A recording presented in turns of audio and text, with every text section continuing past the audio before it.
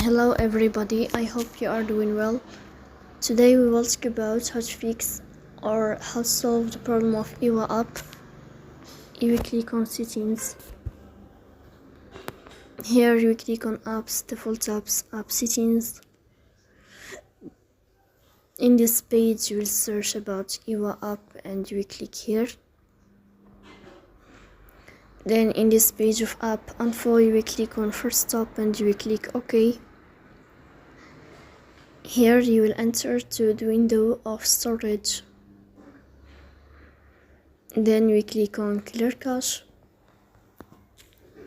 Here you will turn on your airplane mode and you will turn off your airplane mode again to fix that problem. So that's all. Don't forget to support us by like and subscribe. See you next time in another video and thank you for your watching and your attention.